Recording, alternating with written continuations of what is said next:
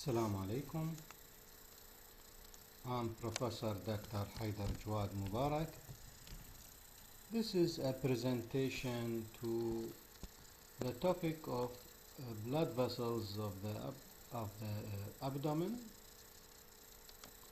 and I will start with the first topic of the blood vessels, which is the celiac trunk. This figure shows you the celiac trunk. It is a very short trunk originating from the anterior aspect of the abdominal aorta. This celiac trunk is considered to be the main blood supply to the derivatives of the foregut.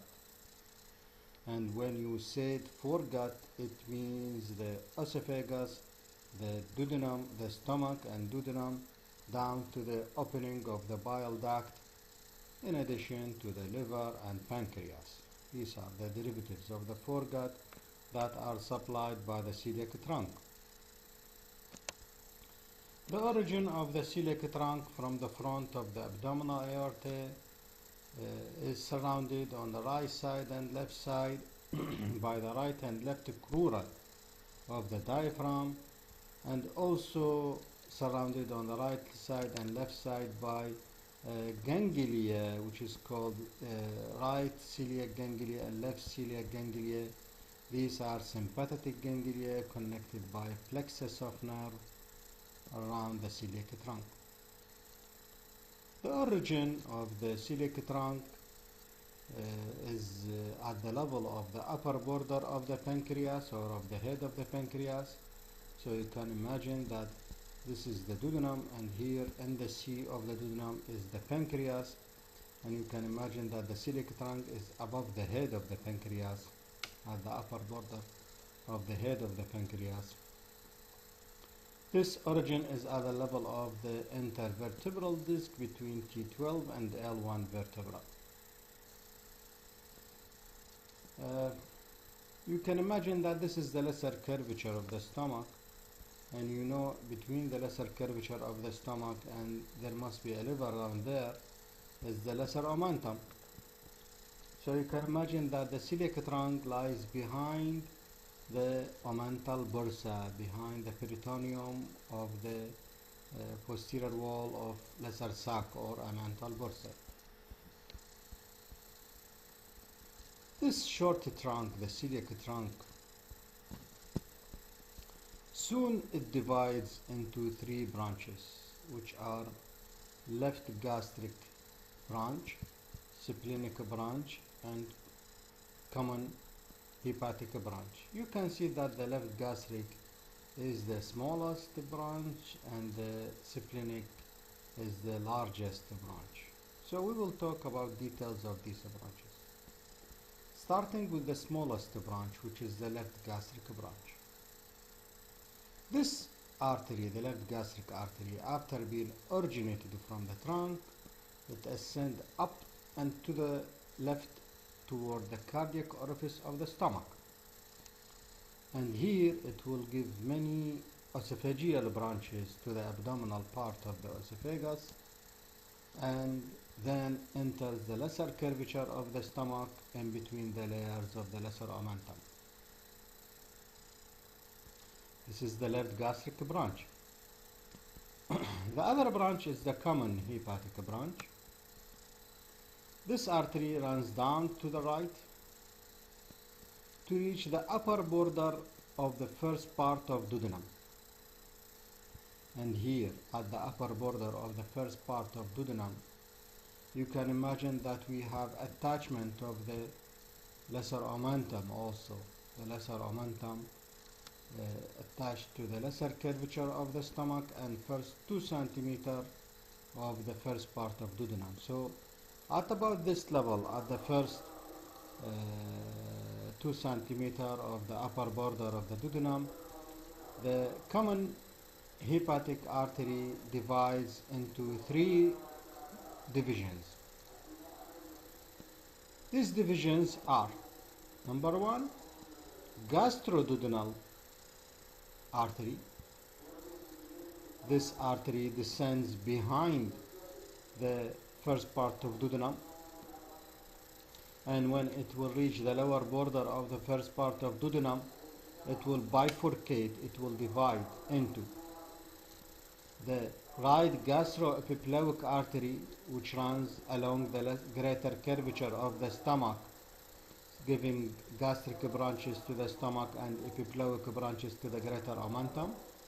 And in that course, it runs between the first and second layers of the greater omentum. You know, the greater omentum is formed of 4 layers: the gastroepiploic and the gastric.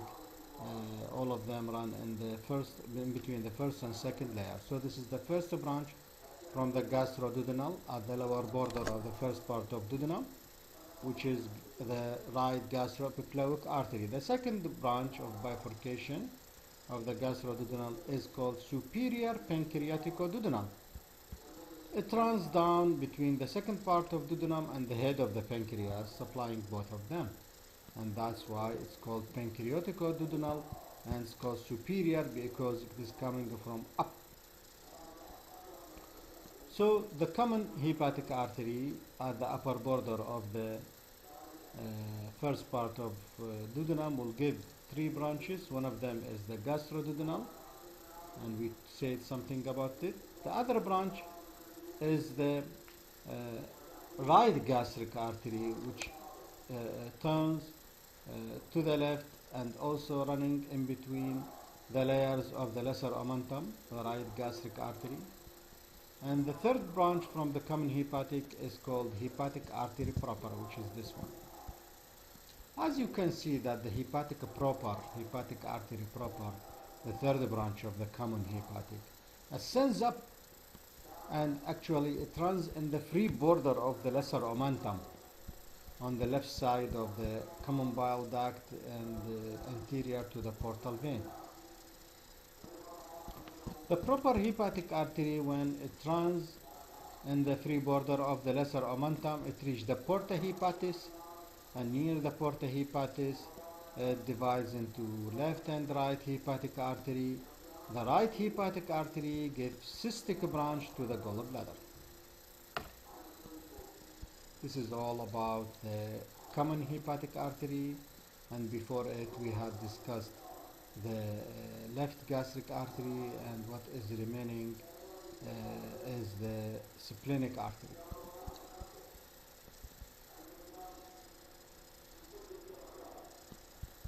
As we said, the splenic artery is the largest artery. It runs at the upper border of the head and body of the pancreas, behind the peritoneum of the lesser sac of the omental bursa, and it crosses the left kidney, and then the left kidney is attached to the spleen by the lieno-renal ligament.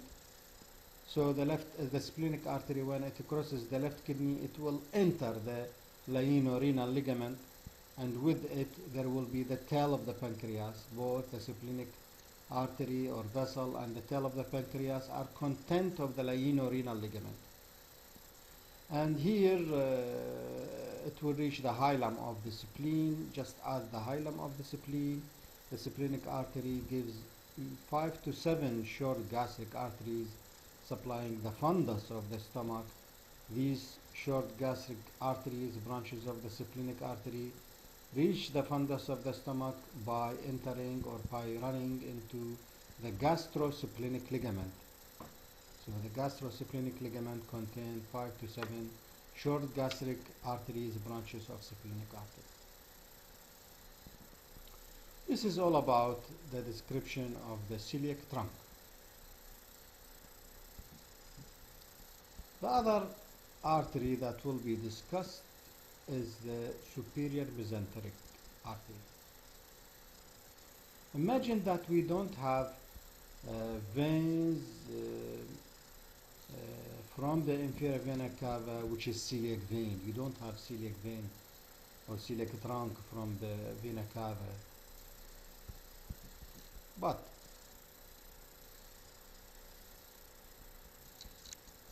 now I will talk about description of the superior mesenteric artery. This figure shows the superior mesenteric artery. This is the inferior mesenteric artery. So the superior mesenteric artery is also an anterior branch from the abdominal aorta. It originates from the abdominal aorta below the celiac trunk. It originates at the level of L1 vertebra. You know, celiac trunk is at the disc between T12 and L1, but superior mesenteric is at L1. When it's originate, the celiac superior mesenteric artery is originating behind the body of the pancreas. You can see this is the pancreas, this is the head, and that is the body, and this is the tail of the pancreas. And you can see that we are cutting a piece from the actually it is the neck of the pancreas between the head and body. And when you cut this piece of the pancreas, you will see the superior mesenteric artery. So it is a branch from the front of the aorta at L1 behind the pancreas. It runs downward, crossing the uncinate process of the pancreas, which is a process from the head. So although the origin is behind the neck of the pancreas, the course, the downward descending course of the superior mesenteric crosses anterior to the uncinate process. Then the superior mesenteric artery crosses the third part of duodenum. And at this region is the attachment of root of mesentery of small intestine. So when the superior mesenteric artery crosses the third part of duodenum, it will enter the root of mesentery of a small intestine and continues down in the root of mesentery and in the mesentery of small intestine, with the superior mesenteric vein on its right side. The superior mesenteric artery is a branch to the derivatives of the midgut. I think you remember that we said the celiac trunk is an artery to the derivatives of the foregut. The superior mesenteric is an artery to the derivatives of the midgut, which are the following: duodenum below the bile duct opening, third part and fourth part of duodenum, jejunum, ileum, cecum, appendix, large intestine, and the right two-thirds of the transverse colon. All of these are supplied by the superior mesenteric artery. So you can see that the superior mesenteric artery gives branches to these structures.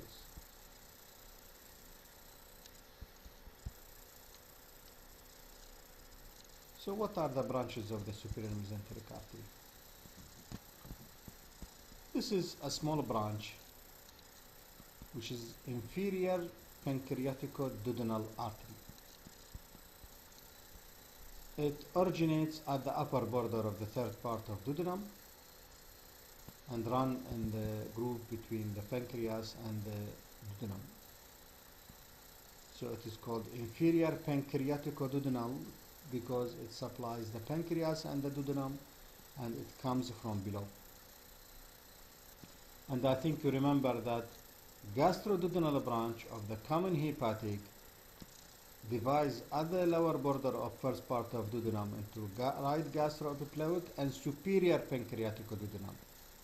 So we have inferior pancreatico-duodenal from superior mesenteric artery and inferior pancreatico-duodenal from gastroduodenal, which is from common hepatic, which is from celiac trunk. So inferior pancreatico-duodenal is the first branch from the superior mesenteric artery. The second branches are all branches from the left side of the superior mesenteric. These left-sided branches are jejunal and then ileal branches to the jejunum and ileal. And you can see that the jejunal branches anastomose with each other, forming 1 to 2 arcades, while the ileal branches anastomoses with each other, forming about 3 to 6 arcades. And from the jejunal and ileal arcades, vasa recta pass to the wall of jejunum or to the ileum. And you can see the vasa recta of the jejunum are long and few, while the vasa recta of the ileum are short and many.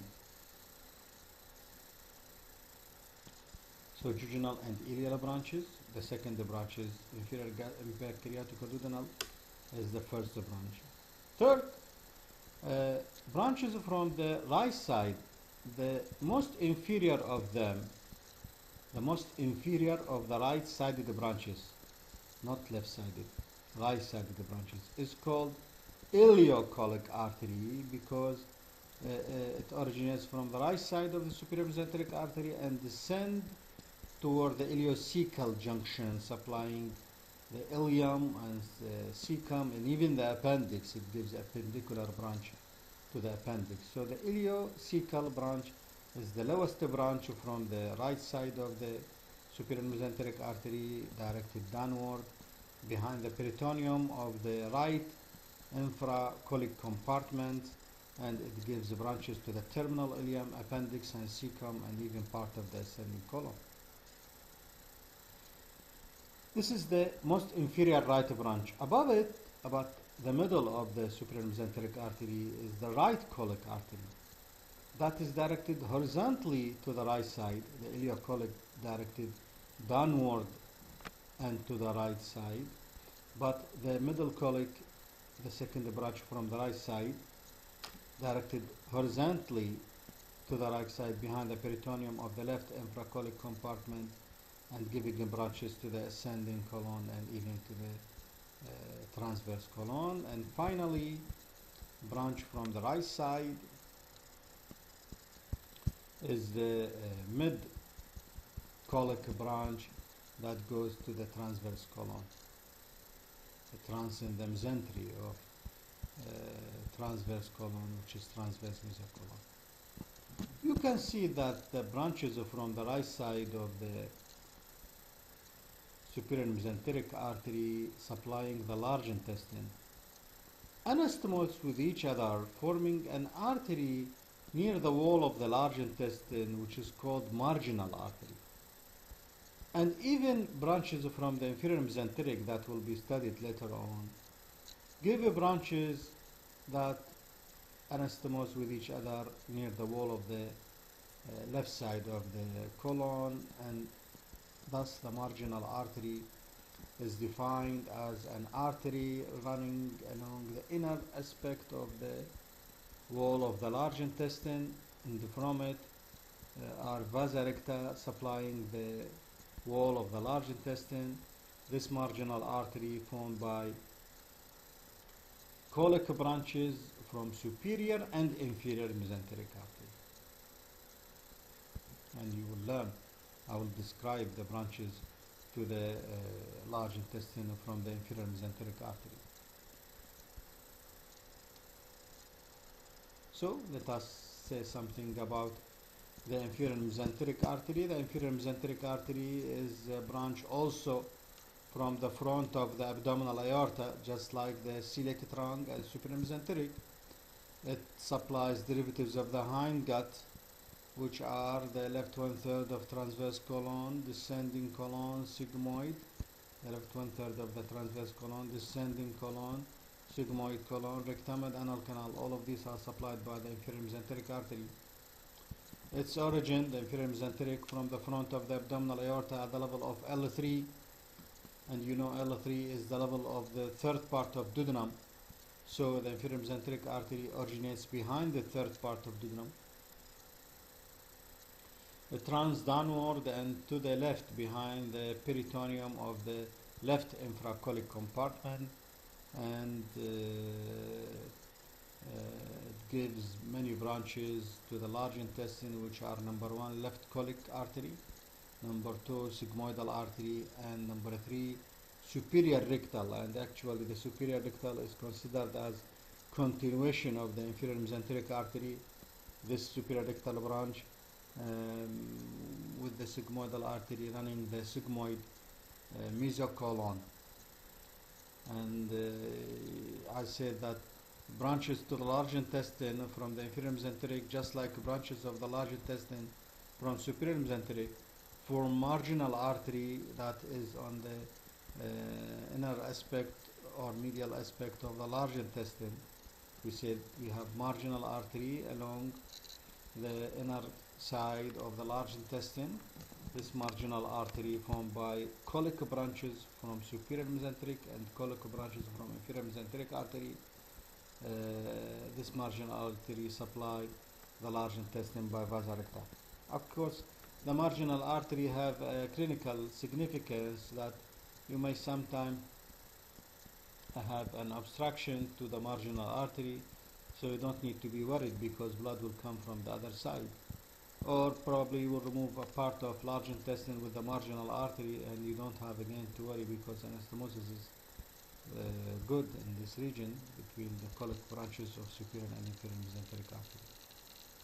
This is the classical description to the blood supply of the foregut, midgut and hindgut, which are celiac trunk, superior mesenteric and inferior mesenteric. The only note that I want you to know that sometimes you may find variations in this celiac trunk or superior mesenteric or inferior mesenteric artery.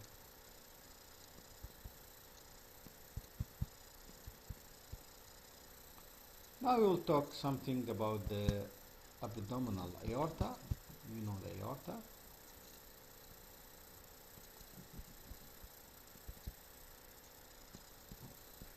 The abdominal aorta enters the diaphragm, enters the abdomen via an opening into the diaphragm, which is at the level of T12.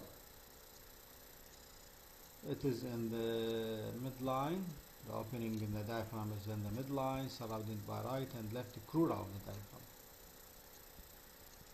Inferiorly, the abdominal aorta terminates at the level of L4 vertebra by dividing into right and left common iliac arteries. So this is the opening in the diaphragm between the crura at T12, and this is the end at L4, where the abdominal aorta, the descending abdominal aorta, is divided into right and left common iliac arteries at L4.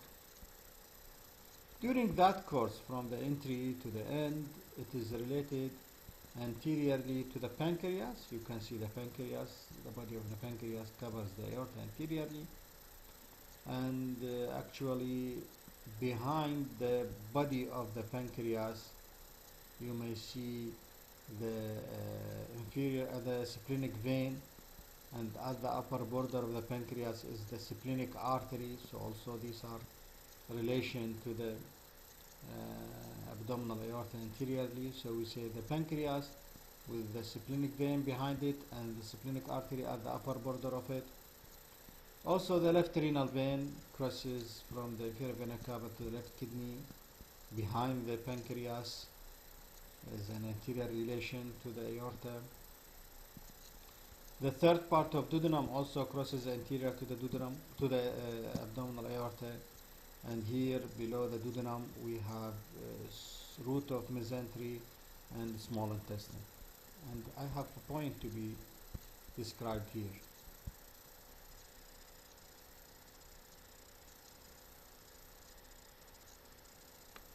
I have to go to the figure of the superior mesenteric artery.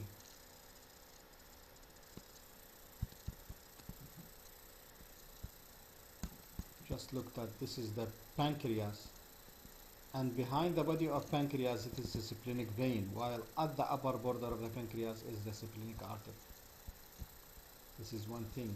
The other thing is that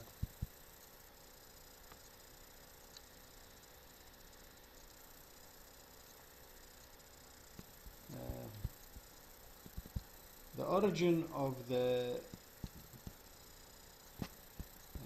superior mesenteric artery is clumped by the, or clumping the left renal vein. You can see this is splenic vein, but that is the left renal vein. You can see that the splenic artery crosses anterior to the left renal vein. They said that both the superior mesenteric artery and the aorta clumps the left renal vein.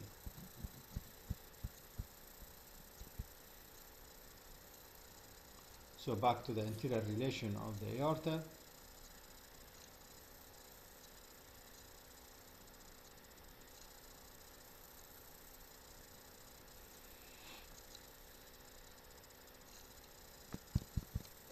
The anterior relation of the aorta, first the diaphragm, then the pancreas, behind the pancreas is the splenic vein, at the upper border is the splenic artery, then the left renal vein, which is clumped by the superior mesenteric artery, then duodenum is anterior to the descending aorta, then root of mesentery of small intestine and the small intestine. All of these are anterior relation to the descending abdominal aorta from the entry to the diaphragm till the end at L4. While posteriorly the abdominal aorta is related to the lumbar veins, and to the lumbar veins are tributaries of the inferior vena cava, and actually they are the left lumbar vein passing behind the aorta, and also posteriorly are the lumbar vertebrae from L1 to L4. On the left side is the left crura of the diaphragm and the left sympathetic chain, while on the right side is the right crura of the diaphragm and the right sympathetic chain. But in addition to the crura and the sympathetic chain, the right side also is related to inferior vena cava, and in between the right crus of the diaphragm and inferior vena cava is the cisterna chyli, which is a lymphatic sac. This sac represents the beginning of the thoracic lymph duct. It begins here. The thoracic lymph duct begins in the abdomen, and a sac which is called cisterna chyli. This cisterna chyli lies on the right side of the aorta, between the aorta and the right crus of the diaphragm. Branches from this abdominal aorta, we said its origin, its relation, its end, and now we have to talk about the branches of the abdominal aorta. The branches could be described as following in order from the above downward, and in this order we can also classify the branches from above downward into groups: anterior group, lateral group, and posterior group or dorsal group. The anterior group, you know them: celiac trunk, superior mesenteric, and inferior mesenteric artery, and you know them. We had discussed these anterior branches before a while. The lateral groups, which are referred to as bilateral because they are on the right and left branches, on the right and left side, are the following from above downward. First, inferior phrenic arteries, right and left, of course. These are branches going to the undersurface of the diaphragm, and that's why they are bilateral branches and are called inferior phrenic branches. They give each inferior phrenic gives superior pancreatico-duodenal branch. It gives superior suprarenal branch to the suprarenal gland on the left and right side. So the first lateral branch is the inferior phrenic branch. It's below the diaphragm, just below the diaphragm, going to the undersurface of the diaphragm and giving branch to the suprarenal gland, which is called superior suprarenal artery. Below the inferior phrenic, which is the first or the highest lateral branch, below it is the middle suprarenal,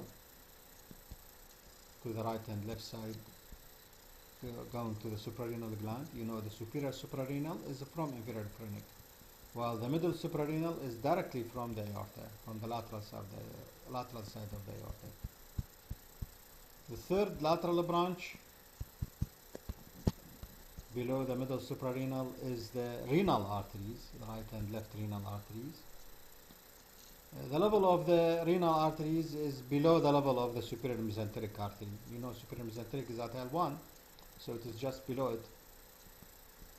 And the renal arteries are covered by the pancreas. They are lying behind the pancreas and behind the renal veins. And each of the renal artery give inferior suprarenal artery to the suprarenal gland. So superior suprarenal from inferior phrenic, middle suprarenal from the aorta, inferior suprarenal from the renal. So the right and left renal arteries originates on the sides of the aorta below the superior mesenteric. They are related anteriorly to the pancreas and they are covered anteriorly by the renal vein. Below the renal arteries are the right and left gonadal arteries, testicular or ovarian arteries. They originate below the renal artery, descending on the psoas major muscle down to the pelvis, to the gonads. So these are the lateral branches. Dorsal branches are 4 lumbar arteries that are entering the intervertebral foramen, L1, L2, L3 lumbar arteries, and one artery that is originated from the dorsal aspect of the aorta at its bifurcation, at its lower end, which is called median sacral artery, because it transcends the midline on the front of the sacrum. Apart from anterior branches, lateral branches, and dorsal branches, we have to say something about the terminal branches, where the descending abdominal aorta will end at L4 by dividing into common iliac arteries that must be enumerated as terminal branches. Each of the common iliac arteries run laterally and downward, terminating anterior to the sacroiliac joint at the level of the lumbosacral disc. The termination gives external iliac artery and internal iliac artery. You have to say that the right common iliac artery crosses the inferior vena cava and crosses the right common iliac vein, while the left common iliac artery, which is actually shorter than the right, runs crosses the inferior mesenteric vessels and run lateral to the common iliac vein.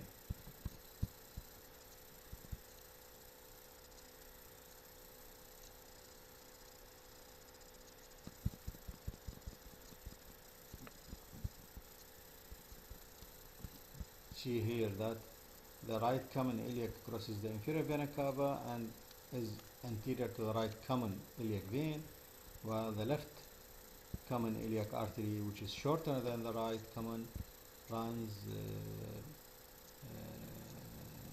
lateral to the left common iliac vein.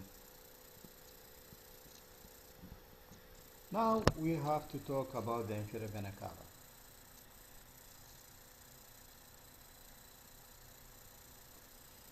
The inferior vena cava begins inferiorly here at the level of L5. You remember the aorta ends at L4. The beginning of inferior vena cava is at L5 by union of the right and left common iliac veins.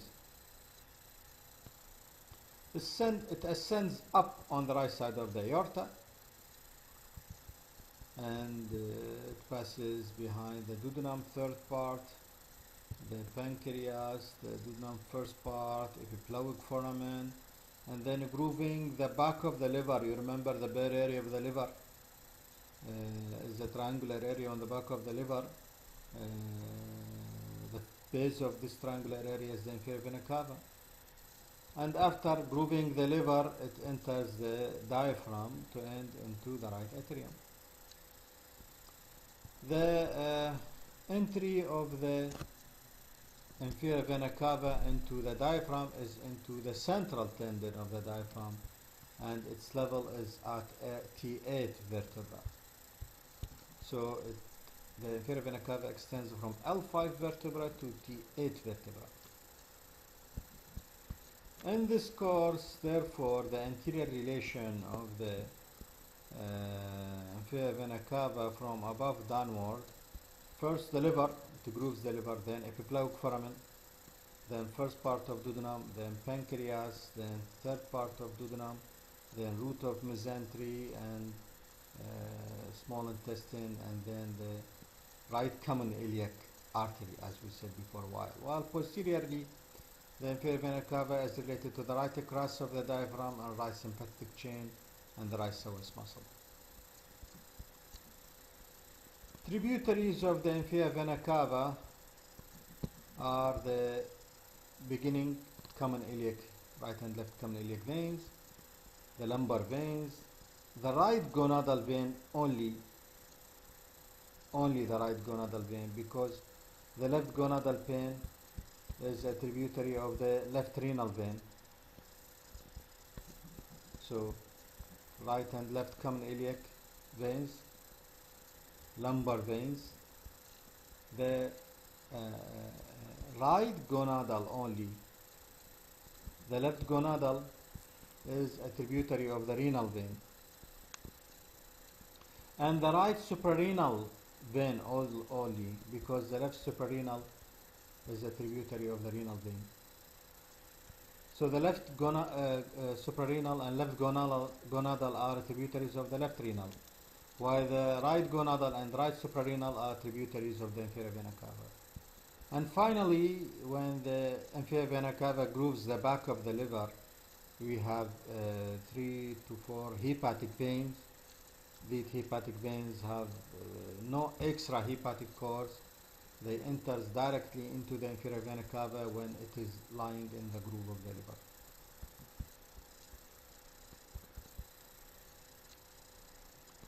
This is all about the inferior vena cava, and we have to say something about the portal vein. I think you know the portal vein runs in the free border of the lesser omentum. It lies behind the bile duct and hepatic artery. The bile duct is anterior to the portal vein and it's on the right side, while the hepatic artery is anterior to the portal vein, which is on the left side of the bile duct. So what forms the portal vein? The portal vein is formed by union of the superior mesenteric vein and splenic vein behind the neck of the pancreas. The pancreas has head, neck, body and tail, and you can see that the union of the splenic vein with the superior mesenteric vein is behind the neck of the pancreas. Before a while we said that the splenic vein runs behind the body of the pancreas.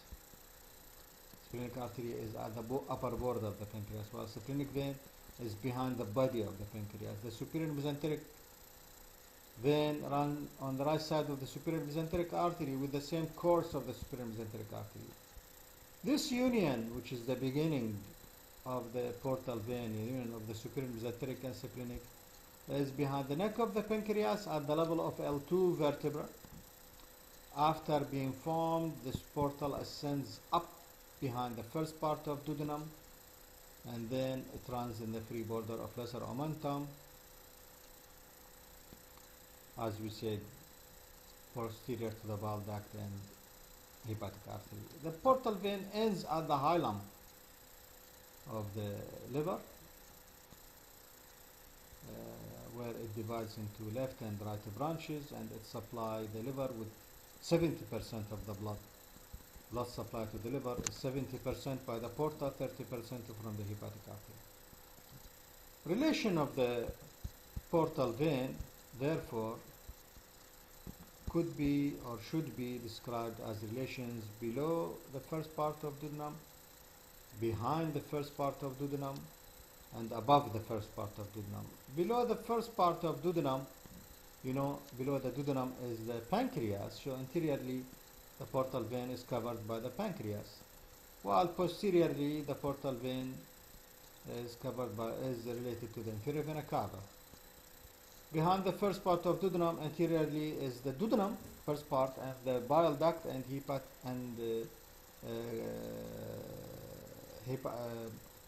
hepatic artery, or actually it must be gastroduodenal artery.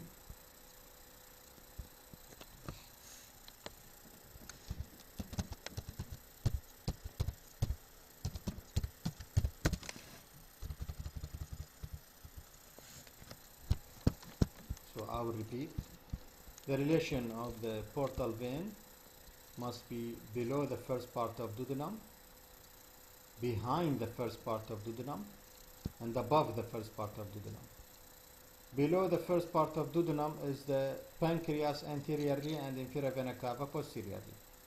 Behind the first part of duodenum is the portal vein is related anteriorly to the duodenum and gastroduodenal artery and bile duct, while behind it is also inferior vena cava.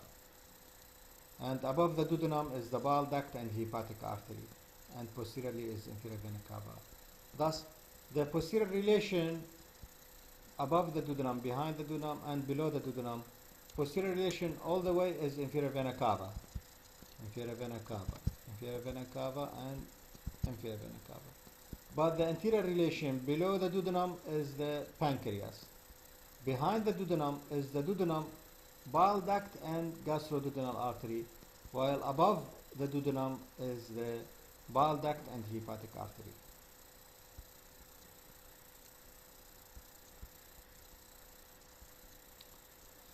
Tributaries of the portal vein includes first veins that form the portal vein, which are splenic and superior mesenteric. But you can see also that the left and right gastric veins are tributary of the portal vein. The superior pancreatico-duodenal is also a tributary of the portal vein. The paraumbilical veins, I think we described this paraumbilical vein, which are veins running in the ligamentum teres at the lower border of falciform ligament connected with the umbilicus, and in portal hypertension returns blood to the umbilicus, forming caput middosi and liver cirrhosis. So the tributaries are splenic vein, superior mesenteric vein, right and left gastric veins, superior pancreatico-duodenal vein, paraumbilical veins running in the ligamentum teres. You can see that the inferior mesenteric vein is a tributary of the splenic vein. The superior mesenteric is direct tributary of the portal, but the inferior mesenteric drains to the splenic, and the blood of the splenic goes to the portal when it unites with the superior mesenteric. So also the inferior mesenteric is a tributary of the portal, but it is indirect tributary, because really anatomically it is tributary of the splenic vein, and the splenic vein is a tributary of the superior mesenteric vein. I think you remember the gastric veins also in the presentation of the esophagus. We said that if the liver is fibrosed and cirrhosis, blood will, from the portal vein, will not be able to pass into the liver, then into the inferior vena cava. So the blood will retain via the gastric veins, because the liver is obstructed. So the portal blood will not be able to pass into the liver because of cirrhosis. So the portal blood will return back to the gastric veins. And you remember the gastric artery, the left gastric artery, give esophageal branches to the abdominal esophagus. Also, gastric veins, the left gastric vein have a tributary which is esophageal, and therefore when blood comes from the portal vein, because the liver is obstructed, will pass to the left gastric vein and then to the esophageal veins of the left gastric vein, and then up to the superior vena cava. Therefore, the lower end of the esophagus is a site of portocaval anastomosis, because blood comes from the portal vein when the liver is cirrhosed via the left gastric, and then the esophageal veins, and ascending up to azygos vein, and then superior vena cava as an alternative pathway, because the liver is obstructed. And because this alternative pathway will lead blood from the portal vein to the esophageal vein to the azygos to superior vena cava, therefore the lower end of the esophagus will show dilated veins, that is called esophageal varices, which may bleed, resulting in the bloody vomiting, that is called hematemesis. And I want you to remember that here.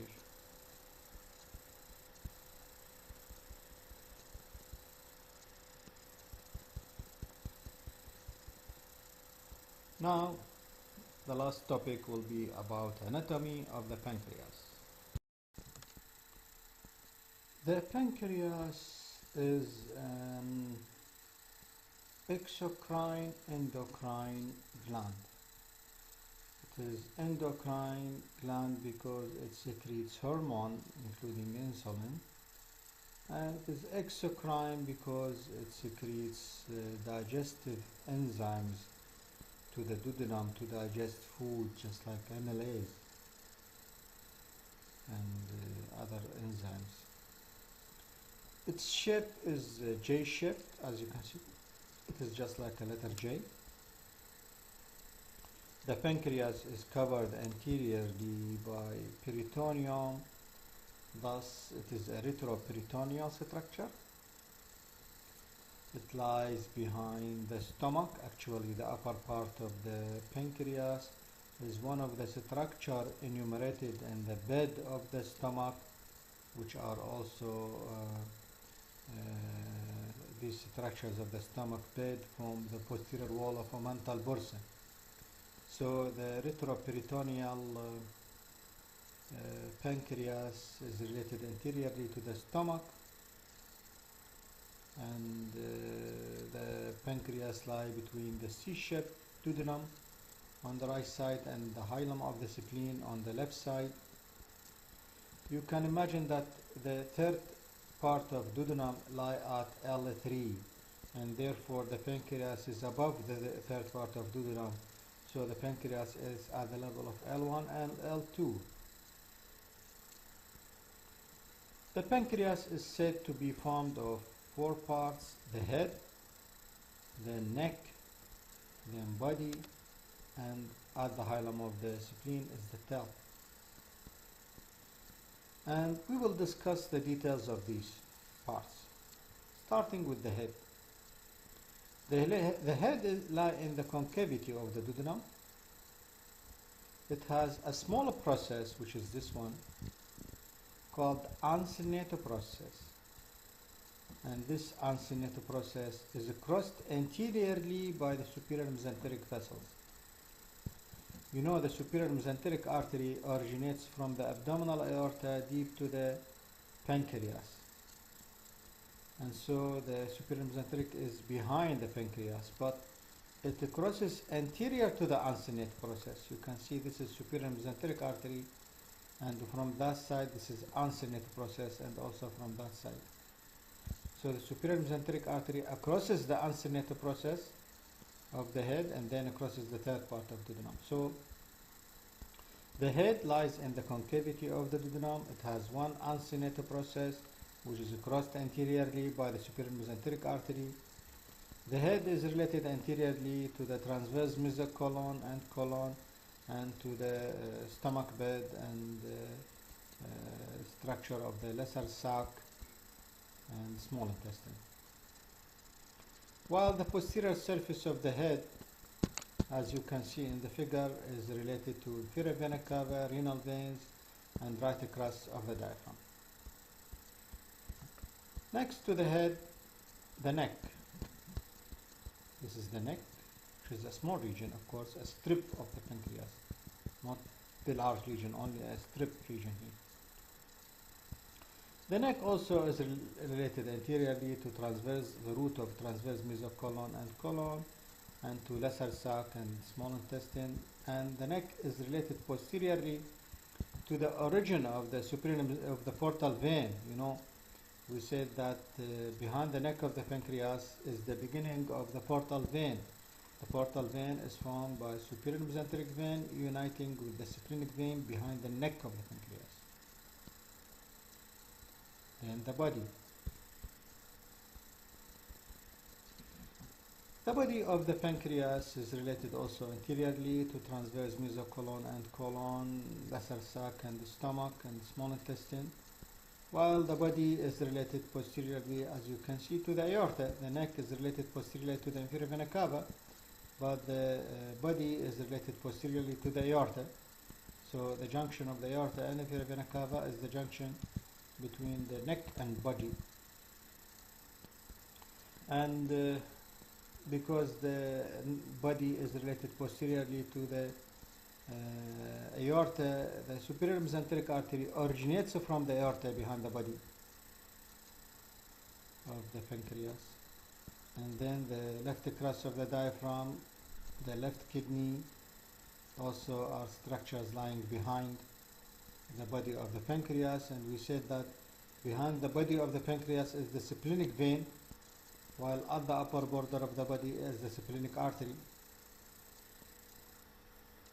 The tail of the pancreas lies in the lieno-renal ligament together with the splenic vessels. We have to say that the body of the pancreas shows a process above which is called tuber omental. This process, the upper process of the body, the tuber omental, lies just below the celiac trunk. And in the definition of the celiac trunk, we see that the celiac trunk originates from the front of the aorta at the upper border of the pancreas. Actually, the celiac trunk is at the upper border of the tuber omental, which is a process of body of pancreas. And therefore, we have to remember that the head of the pancreas has one process, which is this one called uncinate, and the body has one process, which is tuber omental.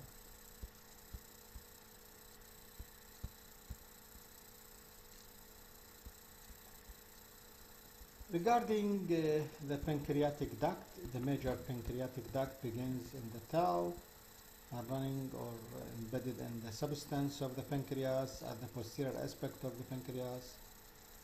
It meets the bile duct near the duodenum on its right side, and then both the bile duct and the major pancreatic ducts pass into the wall of the duodenum, the second part of the duodenum, posteromedial, at about the middle of the second part of the duodenum. And therefore, the part of the bile duct, common bile duct, and pancreatic duct in the wall of the duodenum is called intramural part of these. If you remember, we said the bile duct has supraduodenal part, retroduodenal part, infraduodenal part, and intramural. Again here, the major pancreatic duct or the main pancreatic duct has intraglandular part and intramural part. The intramural part of the major pancreatic duct and of the common bile duct unite in the wall of the duodenum to form a dilated structure which is called ampulla of Vater.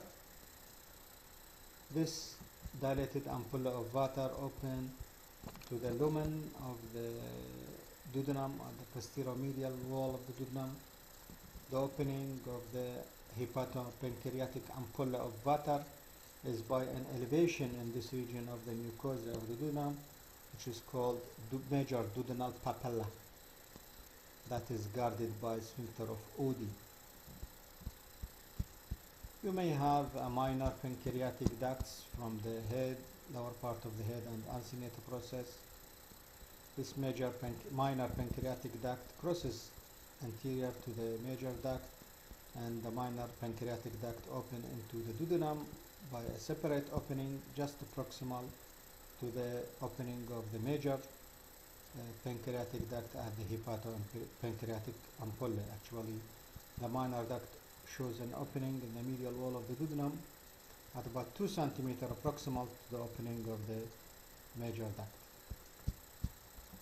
These are the most important information in regard to the pancreas from a practical way of description.